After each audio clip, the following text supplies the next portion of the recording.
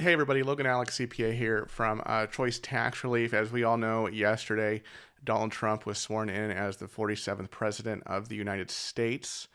Yesterday he signed several executive orders pertaining from everything from DEI to border security. But what I want to hone in on, given the nature of my business and the nature of this YouTube channel, is his hiring freeze for the IRS. So let's take a look. Let's take a look at what this says. Hiring freeze, January 20th, 2025.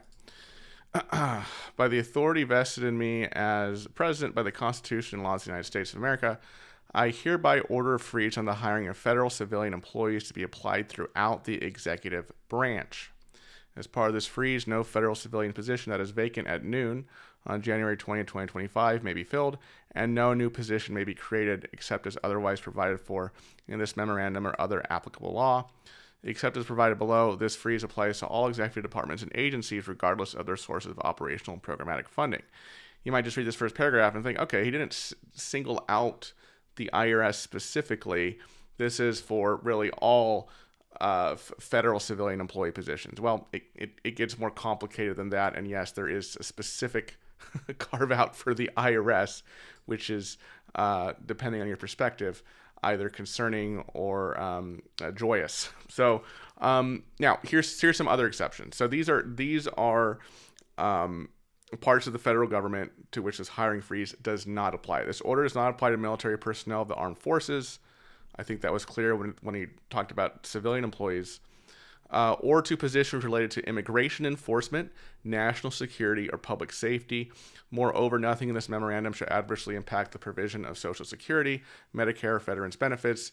In addition, the Director of the Office of Personnel Management may grant exemption from this freeze where those exemptions are otherwise necessary, right? So, look, national security, right? He's saying this doesn't apply to FBI and CIA, right? This doesn't apply to borders, okay? So these things are kind of exempt from this freeze. How long is this freeze going to last? Well, let's read the next paragraph. Within 90 days of the date of this memorandum, okay, so that's sometime around April 20th-ish, 18th. I don't know the exact 90 days, but somewhere that week in April. Within 90 days of the date of this memorandum, the Director of the Office of Management and Budget, OMB, in consultation with the Director of OPM and the Administrator of the United States DOJ Service, USDS, shall submit a plan to reduce the size of the federal government's workforce through efficiency improvements and attrition. And I think this is Elon, right? I think this is Elon. I don't think Vivek is on that anymore. I think that's probably just Elon. Upon issuance of the OMB, so they're saying, look, within 90 days we gotta figure this out with the Office of Budget, right, and DOJ, so we can lift this hiring freeze. But concurrent with that, there has to be a plan to reduce the size of the federal government's workforce, right? So it sounds like by mid-April, for most of the agencies that this executive order applies to, the hiring freeze will be lifted. It might be extended, though. We don't know.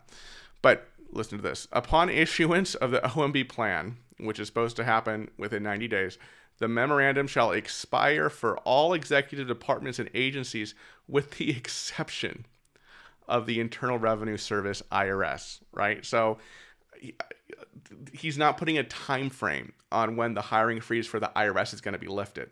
He put a 90-day time frame for every other agency that this hiring freeze applies to, except the IRS. So when does the IRS hiring freeze end? There's not a time frame on it. It simply says this memorandum shall remain in effect for the IRS until the Secretary of the Treasury, in consultation with the Director of OMB and the Administrator of USDS, determines that it is in the national interest to lift the freeze. When is that going to be? There's no timeline here. So I don't know. I mean, if you followed, Trump recently, you know that his pick for Treasury Secretary is Scott. I think his name is Bessent, who comes from the private sector, kind of a hedge fund guy, is my understanding. His pick for IRS Commissioner is Billy Long, who's an interesting character. He was basically touting the employee retention tax credit that had a lot of abuse surrounding it. He was a former auctioneer. There's some videos of, just if you type into YouTube and want to laugh, type Billy Long auctioneering, a really fast voice kind of guy. So we're going to see how this shapes up. Now, and they also say, hey, you can't get around this by hiring contractors rather than employees. So anyway, what does this mean? What does this mean for the average American taxpayer? Well, I'll tell you what it means. It means that if this hiring freeze lasts a long time, it means that the IRS is not going to have the resources to go after the big fish to fry. Okay, the audits of the people who are trying to hide, millions and millions of dollars of tax revenue, right? Because those types of audits take a lot of manpower, takes a lot of expertise to pull off. What's left over? What's the IRS going to keep targeting? And if they're not being able to hire any new employees, they're going to target the easy targets, right? The Schedule C business owner who hasn't filed in a few years, the Joe and Jane Smith average American couple who got behind their taxes, and now they owe 100 or maybe 200 grand, right? Or even less than that. Those are the easy targets. Those are the ones where there's not a lot of manpower required because they're not taking some crazy tax positions with some tax lawyers, memo there kind of describing how it fits into the tax law, and then IRS chief counsel has to get involved. These are easy targets. Hey, you haven't filed your tax returns. We're going to file your return for you. We're going to file an SFR, and we're going to assess you and collect you based on that. Hey, you owe us $100,000, Joe and Jane Smith. We're going to levy your wages, levy your bank accounts. You can say goodbye to your money. And those are the types of people that we represent the most at Choice Tax Relief. Don't get me wrong. We have represented some very high liability, cases out there, both in terms of audits and collections. But, the majority of the people in the country who have tax problems are, average John and Jane Doe. Okay. And so I expect that we're going to see more pressure on that level of taxpayers if the IRS can't hire the manpower and woman power, if you will, to go after the whales, right? Because sometimes they are so insulated and so sneaky, and it just takes so many resources to unravel what's going on with some of that with their business and their tax schemes. It's just much easier to go after, the little fish in that case if you don't have the resources to go after the big fish. So that's what I'm seeing here. That's what I'm reading kind of into this here. We're going to have to see. The timing is not exactly great. I mean, obviously, we're in the beginning of tax season right now. It doesn't sound like the hiring freeze on the IRS is going to lift before the 90 days.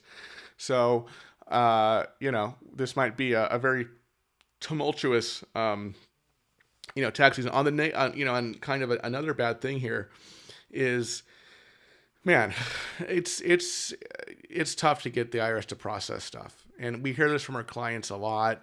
Hey, what's going on with my case? What's going on with my case? And, so oftentimes the answer is, hey, it's still with the IRS for processing.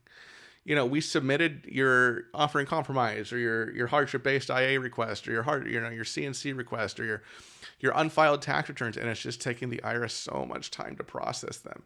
And without new employees here, especially in light of the regular tax season, I think that those pauses, those wait periods for the IRS to actually process our submissions to them is going to be painfully exacerbated. So that's another kind of detriment I definitely see here. So anyway, let me know your thoughts on this executive action by our new president. I'd love to hear your comments in the description below. Thank you so much for watching, everybody, and I'll see you in the next video. Bye-bye.